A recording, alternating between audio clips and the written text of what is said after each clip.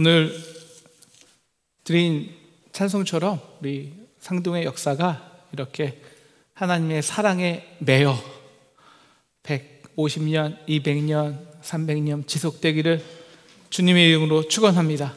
기도하겠습니다. 하나님 아버지 감사합니다. 상동을 시작하신 하나님, 스크랜턴 선교사님으로 시작하여 이곳에 상동의 역사를 시작하신 하나님, 말씀으로 역사하시고 이 땅의 생명의 창조를 상동을 통해 이루시고 구속하시고 이제 새하늘과 새 땅을 우리에게 허락하신 하나님, 오늘 우리에게 말씀을 허락하옵소서. 말씀하옵소서. 이 말씀으로 우리가 다시 한번 일어나 상동의 역사를 150, 200, 300 영원히 말씀으로 세우는 상동 되게 도와주시옵소서. 예수님의 이름으로 기도했습니다. 아멘. 풀은 마르고 꽃은 시드나 우리 하나님의 말씀은 영원히 서리라. 이제 133년을 향하는 상동에게 주신 하나님의 말씀입니다. 풀은 마릅니다. 그렇게 민족의 생기였고 푸른 심장으로 민족을 일깨웠던 상동은 메마른 풀이 되었습니다. 꽃은 시듭니다. 민족을 깨우고 복음의 기치를 높이 들었던 상동의 영광은 어느덧 세월과 더불어 시들어 버렸습니다. 그것은 비단 상동 교회뿐만이 아닌 모든 교회가 그렇습니다. 그렇게 역사의 끝자락에서 두려워하며 위태롭게 생명을 유지하고 있습니다. 그러나 우리 하나님의 말씀은 영원히 서리라. 그러나 우리 하나님의 말씀은 영원히 서리라. 하나님께서 말씀하십니다. 야곱아, 너희를 창조하신 여호와께서 지금 말씀하시느니라. 너는 두려워하지 말라. 내가 너를 구속하고 너를 지명하여 불렀나니 너는 내 것이라. 보라, 내가 새 예루살렘을 즐거운 성으로 창조하며 내 백성을 기쁨으로 삼을 것이다. 거기는 날수가 많지 못하여 죽는 어린이와 수완이 차지 못한 노인이 없을 것이니 곧 100세에 죽은 자를 젊은이라 하겠고. 제가 오늘 말씀을 25장 6장을 제 묵상하면서 며칠 전에 제가 이만했던 곳이 생각이 나서 참 회개가 됐습니다. 상동에 우리 30, 40대가 10가정이 안 돼요.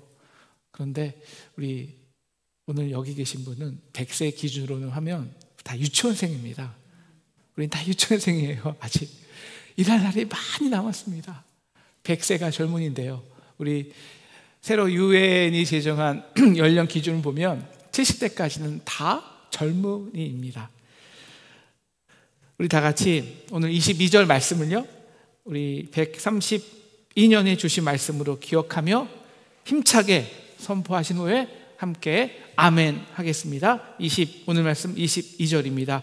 시작. 내가 지을 새 하늘과 새 땅이 내 앞에 항상 있는 것 같이 너희 자손과 너희 이름이 항상 있으리라. 여호와의 말이니라. 아멘.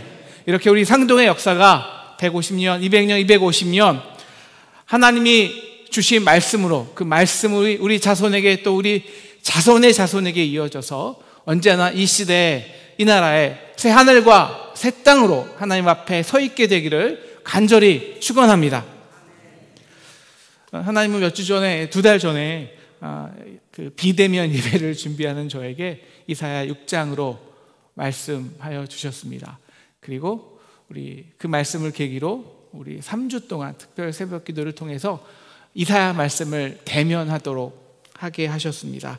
그리고 선포하셨습니다. 보라, 내가 새 일을 행하리니. 저도 궁금하더라고요. 도대체 뭐가 새 일일까? 예배를 새로운 곳으로 바꾸는 것일까? 저는 여기 와서요, 참 우리 예배 좋습니다. 저는 우리 예배, 특히 우리 11시 대예배는 뭐 하나도 바꿀 생각이 한 5년 10년도 없을 것 같아요. 너무 예배 좋아요. 형식도 좋고. 새 인물을 세우는 것일까요? 목사가 바뀌었다고 새로운 거 기대하십니까?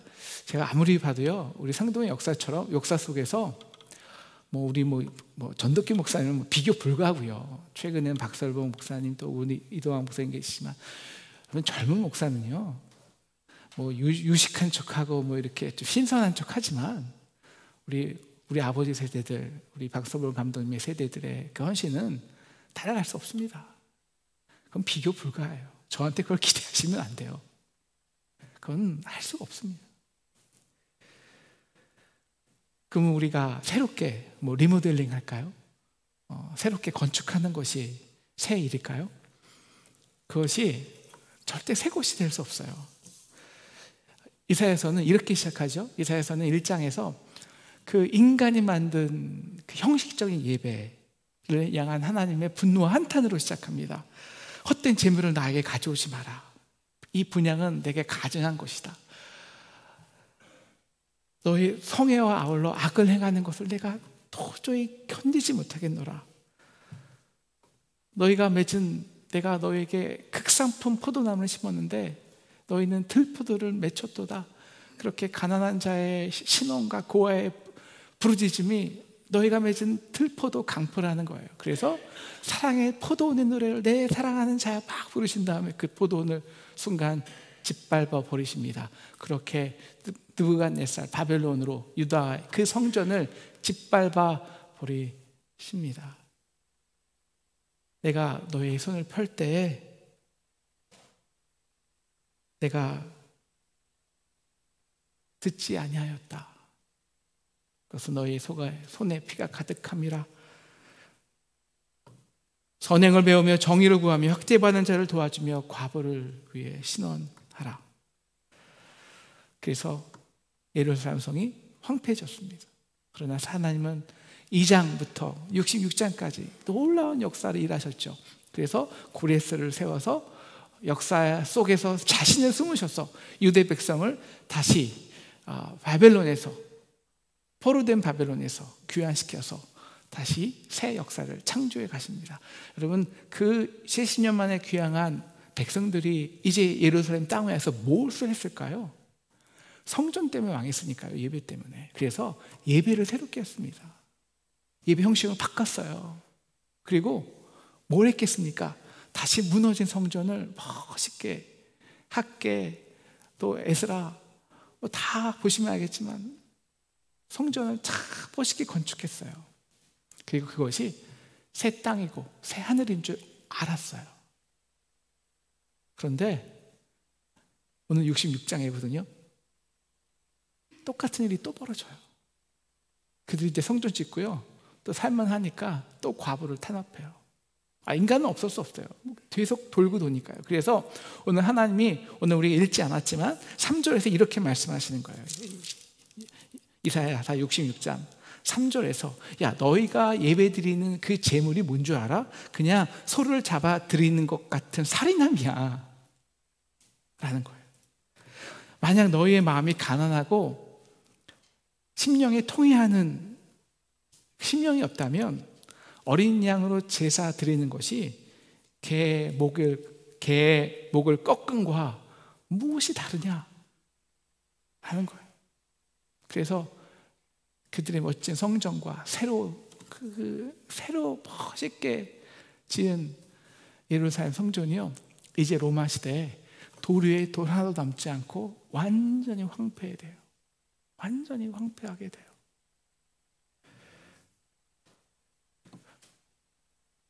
그럼 새 인물이 새 일일까요? 물론 하나님은 역사 속에서 언제나 새로운 인물을 선택해서 일하시긴 해요. 그러나 그것이 새 일은 아니에요. 그냥 반복된 거예요. 오늘 우리 교만하고 우상 숭배자인 아하스 왕이 드디어 죽었어요. 그리고 위대한 믿음의 왕 히스기야 왕이 태어났습니다. 사람들은 그 히스기야를 보고 임마누엘, 하나님 우리와 함께 하셨다 고백해요. 그렇게 히스기야의 믿음을 통해서 그 아수르 제국이 멸망했고요. 하루아침에 18만 5천 명이 죽었고요. 그리고 히스기야 본인은 15년의 삶을 연장받는 축복을 누렸습니다. 임마누엘, 하나님이 우리와 이렇게 함께 하셨어 라고 말하기도 전에 히스기야는 그만 새 시대이지만 자기 시대의 평강과 견고함만을 생각하다가 므낫세를 낳았어요. 아수르 제국을 멸망시키고 새 시대를 연 히스기야가 바벨론을 세워서 바벨론에 의해서 유다를 멸망시키는 주인공이 되었습니다. 새 사람은 없습니다. 새 리더를 세웠다고 역사가 변하지는 않아요. 그래서 솔로몬은 전도서에서 이렇게 말하죠. 해 아래 새 것이 없나니. 인간이 창조한 그 모든 건축물들은 우리 유명한 철학자의 말같이 다 무너짐의 대상이지 회파의 대상이지 창조의 대상은 될 수가 없습니다. 이것이 모든 철학자들의 고백이에요. 그리고 성경의 고백입니다. 그래서 오늘 66장 이 새하늘과 새 땅을 말하면서 하나님은 우리 인간들에게 그리고 상동에게 저와 여러분에게 두 가지 길 중에 하나를 선택하라고 이사야 전체를 통해서도 말씀하시고 오늘 그 이사야 말씀을 결론 짓는 그 장에서도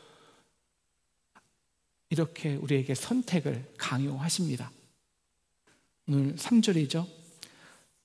우상을 찬송함과 다름이 없이 그들은 자기의 길을 택하며 이렇게 인간이 자기의 길을 택하는가 하나님의 길을 택하는가 인간이 스스로의 힘과 능력을 믿고 자기의 역사를 이루는가 아니면 하나님의 역사를 이루는가 인간이 그래서 우상을 의지하는가 아니면 참 하나님이신 여호와를 의지하는가.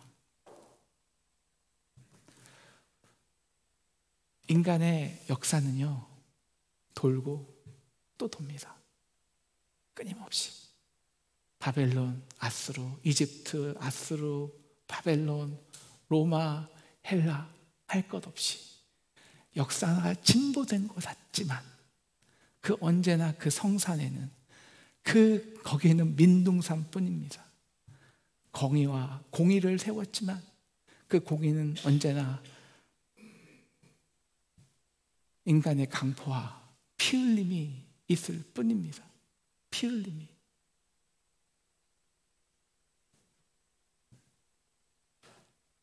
누가 진짜 역사를 움직일까요? 선택해라는 겁니다. 바로 어떤 사람? 오늘 2절 말씀, 그 말씀 앞에 마음이 가난하고 심령이 통해한 자, 그래서 그 말씀 앞에 떠는 자입니다. 그렇게 하나님이 말씀으로 우리의 심령을 역사하기 시작합니다. 그래서 그 말씀에 순종하는 사람이 있습니다. 그리고 하나님의 우리에게 말씀하시는 하나님께서 우리 안에 역사하셔서 우리를 증인 삼아서 비록 우리가 버러지 같지만 비록 우리가 풀과 다 시든 꽃이지만 그 시들어버린 꽃과 풀을 통해서 하나님 위대한 말씀의 역사를 시작하시고 성취하신다는 것입니다. 그래서 풀은 마르고 꽃은 시드나 우리 하나님의 말씀은 영원히 서리라. 이제 상동은 132년 길을 마주하며 갈림길에 서 있습니다. 눈에만 보이는 스스로가 주도하는 자기의 길, 인간의 역사를 택할 것인가, 아니면 우리 안에 말씀이 역사하게 하여 인간이 아닌, 인간의 힘과 능력이 아닌, 우상이 아닌 우리 안에 역사하신 말씀이 그 스스로 우리를 통해 역사를 성취하게 하실 것인가. 이 선택은 피할 수 없는 선택입니다. 그리고 그 선택에 따른 결과도 피할 수 없는 결과입니다. 나 여호와의 말이니라, 나 여호와의 말이니라. 오늘 이렇게 말씀은 강조합니다. 이사야서 전체는 우리가 쭉 선포했지만 우리 인간의 역사는 우리가 의지하는 것으로 수치를 당하는 역사라는 것을 선포합니다. 그렇게 아하스는 그 부지갱이 같은 인간, 그 사람의 힘 권력, 그 아람과 이스라엘 왕을 두려워하여서 가만히 있으면 사라질 연기인데 아수르를 의지합니다. 아수르를 불러다가 온 집안을 태워 먹습니다. 유다 백성은 하나님 없이 스스로 지혜로 하나님을 독립하려 합니다. 그래서 그들의 지혜로 완전한 법적, 율법적, 행정적, 종교적, 정치 제도를 만듭니다. 야, 하나님 없어도 완벽히 살 수 있어. 그런데 유다 백성들은, 유다 백성들은 자기가 세운 그 고관들에게, 왕들에게 끊임없는 수치를 당합니다. 그리고 그 고관, 스스로의 지혜를 의지했던 고관들은, 시온의 딸들은 자기가 의지했던 아수르에 의해서 자신의 사랑하는 아들과 남편을 칼로 맞아 죽게 당합니다. 그리고는 7명의 여인이 지나간 한 남자를 붙들고 내 남편이 돼 주십시오 간절히 매달립니다. 수치를 당합니다. 그렇게 하나님 없이 인간은 자기 스스로의 능력으로 자기 길을 선택해 보겠다고 하는데, 그러면 그럴수록 역설적으로 우리의 한계와 우리 연약함과 죽음 앞에 두려운 죄인으로서만 자신에게 폭로당하는 것입니다. 그래서 인간이 한 다음 길이 뭐냐? 우상을 만든 것입니다. 여러분, 우상이 뭡니까? 스스로 연약해서, 그래서 두려워서, 의지하고 싶어서 우상을 만든 거예요. 그런데 하나님이 말씀하십니다. 야, 너가 우상을 왜 만들었지? 너 두려워서잖아. 네가 연약해서잖아. 근데 네가 스스로 그 인간의 가장 초라한 두려움으로 인해서 만든 그 우상을, 내가 그 우상 만들면서 너 힘이 다 빠지고 그 모든 연약해질 때 그 우상이 내게 힘이 되겠냐? 내가 두려워서, 내가 연약해서 만든 그 우상을 내가 그 연약할 때 그 우상의 힘이 되겠냐? 말씀하십니다. 그래서 신상을 만들며 무익한 우상을 부어 만든 자가 누구냐? 11절, 44장 11절, 그는 두려워하며 함께 우상과 함께 수치를 당할 것이다. 오늘 말씀은 이 두 갈래길을 설명하고 있는 거예요. 역사의 두 갈래길. 그래서 말씀 앞에 두려워 떠는 자들이 어떻게 새 예루살렘에서 기뻐할 것이며, 오늘 11장 11절, 스스로 거룩하게 구별하며 스스로를 정결하게 하고, 이게 뭡니까? 우상 숭배하는 거예요. 동산에 들어가서 그 가운데 있는 자를 따라 돼지고기와 가증한 물건과 쥐를 먹는 자가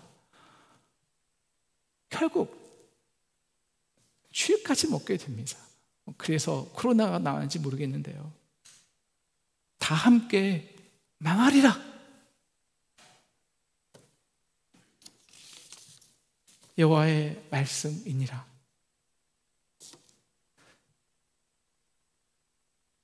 그래서 하나님은 또 다른 길을 준비해 주세요. 자기 스스로의 길을 선택한 자가 아니라 바로 하나님의 거룩한 시, 남은 자들입니다. 하나님은 유다 백성의 그 자신의 말씀을 거부하자 이사야에게 그 하나님의 말씀을 적으라고 한 후에요, 싸매고 완전히 밀봉하라고 합니다. 그래서 하나님께서 그 말씀을 그대로 적어놓고 1점 고치지 않고 역사 속에서 하나님이 성취하겠다는 거예요. 누구를 통해서?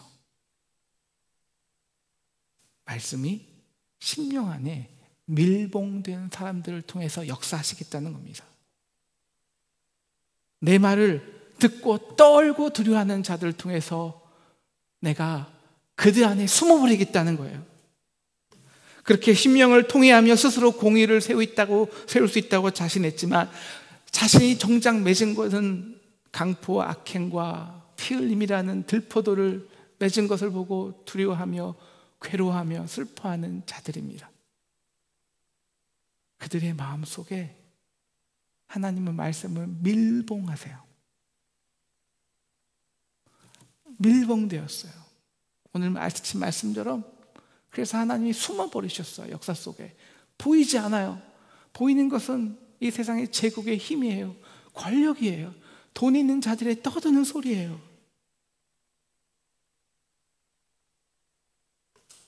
말씀은 역사하지 않습니다.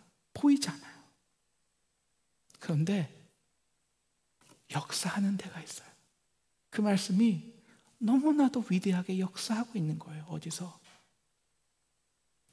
말씀을 두려워하며 떠는 자들의 그 심령 속에서 살아 역사하고 있는 거예요. 그래서 시간이 흘러도 역사가 변해도 나라가 바뀌어도 도대체 변경할 수도 없고 화할 수도 없는 영원한 하나님의 말씀 1점도 흩어지지 않고 그대로 역사 속에서 그대로 성취되는 살아있는 하나님의 말씀이 되고, 하나님은 그들을 통해서 역사를 그대로 성취하시겠다는 것입니다. 그래서 그들은 하나님의 말씀이 보이지 않는데 곧 이루어질 것 같은 삶을 살아요. 그래서 구별되고요, 그래서 이 세상에서 티가 나고요, 세상에서 주목당하고요, 때로는 멸시와 조롱을 당하지만 오히려 그래서 하나님의 이 시대의 말씀의 증언과 증표로 살아갑니다. 그리고 그들을 통해서 하나님이 역사할 때 바로 그들을 통해서 하나님의 살아계심이 나는 참 하나님이야 세상에 선포됩니다. 문제는 정말 저와 여러분 같이 연약하고 두려움 많은 저희가 어떻게 보이지도 않는데 그 말씀의 증언자로 살 수 있냐는 거예요. 그럼 모든 사람은, 이 세상의 모든 사람은 마틴 루터 킹, 할 것 없이 모든 주기철 목사님 다 할 것 없이 모든 사람은 연약하고 두렵습니다.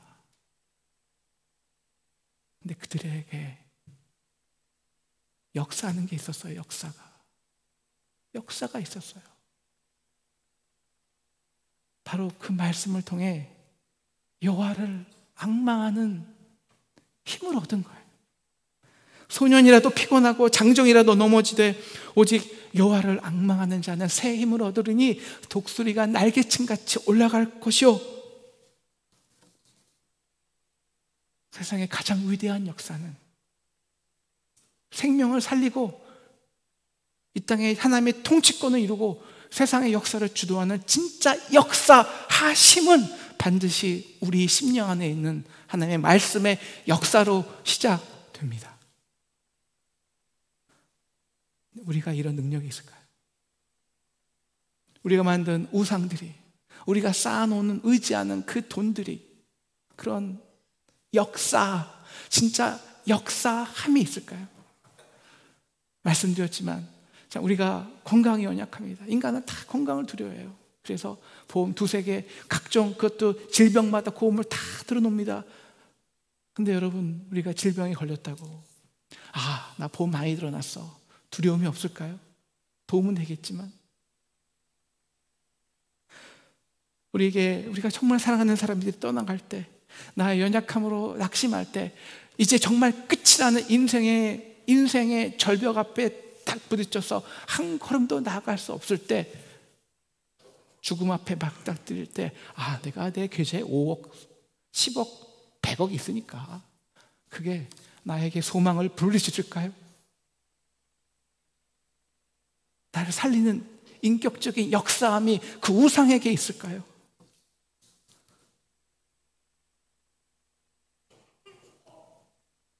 이 세상에서 가장 위대한 역사는 그 놀라운 천지를 만드신 하나님의 창조의 능력이 인간의 그 연약한 역사, 인간의 심령 속에 들어와서 그 깊은 속까지 들어와서 완전히 밀봉된 채 나만이 알고 있는 그 천지를 창조한 하나님의 역사가 나만이 알고 있는,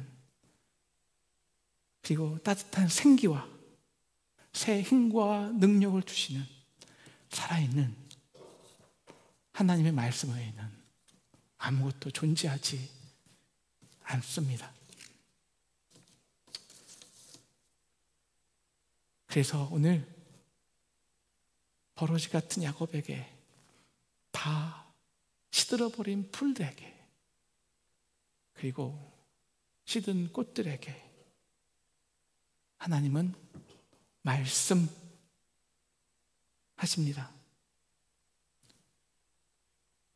버러지 같은 야곱아, 두려워하지 말라. 내가 너와 함께함이라. 놀라지 말라. 내가 너를 굳세게 하리라. 참으로 너를 도와주리라. 나의 강한 오른손으로 너를 붙들리라.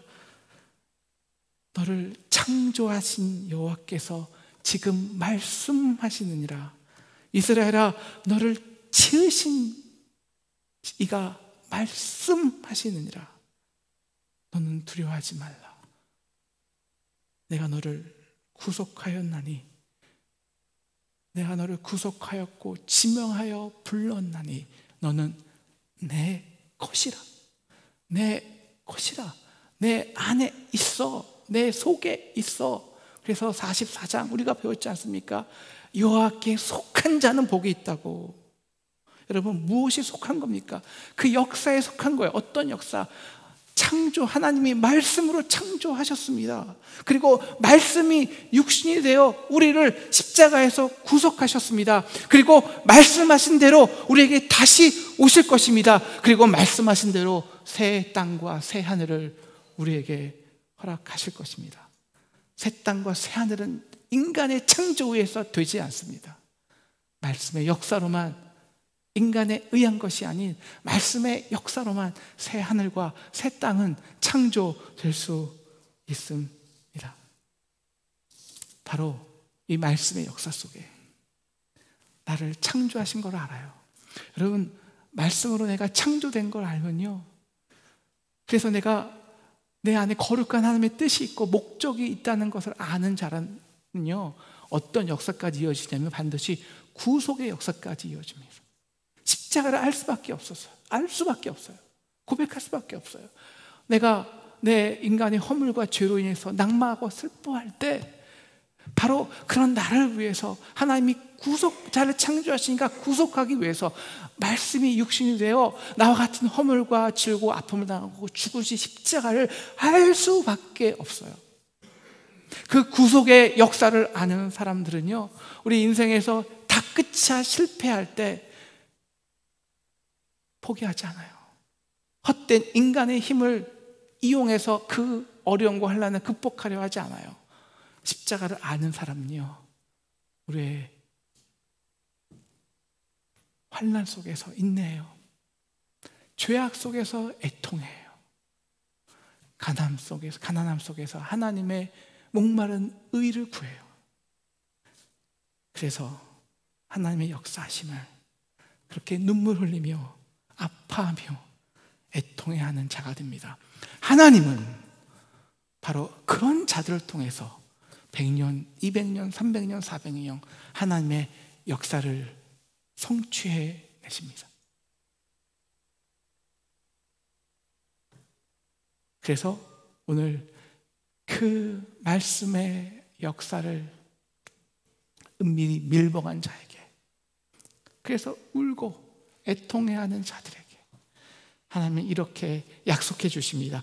우리 12절인데요, 우리 12절인데요, 하나님께서 우리에게 어떻게 평강을 주시냐면 12절 다 같이 읽겠습니다. 시작입니다. 시작. 여호와께서 이와 같이 말씀하셔서 보라, 내가 그에게 평강을 강같이, 그에게 문나라의 영광을 넘치는 시내같이 주리니 너희가 그 성읍의 젖을 빨 것이며 너희가 옆에 안기며 그 무릎에서 놀 것이라. 13절도 읽을까요? 어머니가 자식을 위로한 같이 내가 너희를 위로할 것인지 너희가 예루살렘에서 위로를 받을 것이니.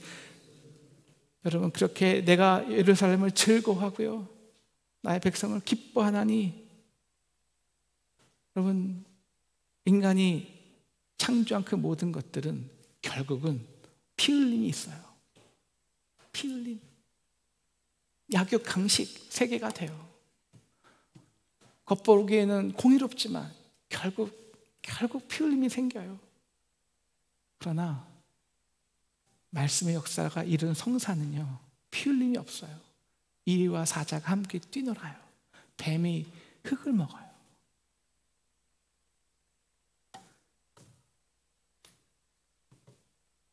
이것이 축복입니다.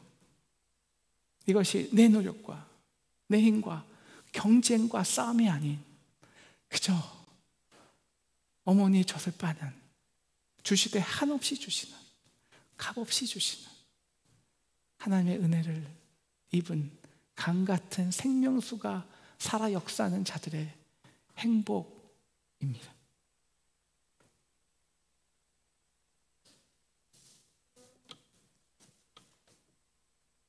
바로 이 역사는 여호와를 앙망하며 하나님의 말씀이 우리 안에 말씀하실 때, 이렇게 세상의 모든 역사는요, 세상의 모든 역사는 말씀의 역사함으로 시작합니다.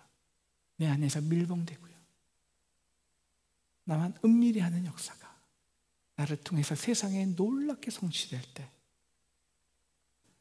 바로 하나님은 우리의 찬송을 기뻐 받으십니다. 우리가 그렇게 지음 받았기 때문입니다. 바로 우리는 이러한 말씀의 창조와 말씀의 구속과 말씀의 회복, 새하늘과 새 땅의 역사 속에 속한 자들입니다. 하나님은 133년을 시작하는 상동에게 말씀의 역사를 시작하셨습니다. 말씀하셨습니다. 저에게 말씀하셨고 여러분에게 말씀하셨습니다. 이제 하나님이 이루실 것입니다. 우리가 무엇부터 시작해야 될까요? 우리가 메마른 풀인데요, 거기에 물 주고 영양분 주고 다 시들어버린 꽃인데 다듬는다고 새 것이 되겠습니까? 말씀으로 시작해야 합니다. 하나님이 우리의 심령에 말씀하시도록 해야 합니다. 그래서 우리가 두려워하는 권력과 세상을 통치하는 그 하나님이 우리 안에 은밀히 말씀하실 때, 그 은밀한 밀봉된 말씀이 결국은 다 세상을 뒤집어 놓는 하나님의 역사의 통치가 됩니다. 그래서 우리 상동은 이제 말씀의 공동체가 되어야 합니다. 우리 이번에 11월 달 항상 우리가 하는 것이 있습니다. 당회가 있죠. 네, 우리 새로운 리더 뽑아야 되고요, 새로운 조직 만들어야 되고, 또 새로운 비전도 있어야 합니다. 그런데요, 해 아래 새 것이 없습니다. 그것보다 더 훨씬 중요한 것이 있습니다. 어떻게 내년부터, 아니 지금부터 하나님이 우리에게 말씀하게 하실까? 그 말씀은 내 역사에 불을 지를까? 소망을 심을까? 그래서 우리의 자녀들이 어떻게 그 말씀으로 이 세상을 이길 수 있게 할까? 우리의 모든 모임들이, 우리의 여성교회가, 우리의 남성교회가, 우리의 모든 위원회들이, 우리가 회의도 해야겠지만 그 전에 어떻게 우리가 말씀으로 교제하여서 말씀으로 앙망하는 힘을 얻을까? 우리의 모든 교제가 인간의 교제로 끝나지 않고, 회의로 스스로 지혜를 세우는 지혜의 회의로 끝나지 않고 말씀의 역사까지, 그리고 말씀의 나눔이 있을까?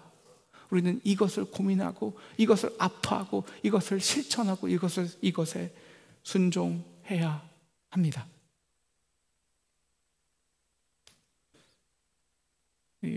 일부 때는 말씀을 드리지 않은데요, 그러니까 말씀을 다시 기억하는 것도 굉장히 중요하거든요. 그래서 여러분, 이번 주부터 시간 되실 때마다 우리 그 상동에 새롭게 이제 새로운 역사, 그것도 하나의 작은 역사죠. 유튜브를 시작하는데 유튜브 가보시면 우리 이사야 말씀이 딱 정리되어 있어요. 시간이 없으시면 1.5배로 해갖고 들어보세요. 하루에 하나씩만. 그리고 말씀을 읽어보세요.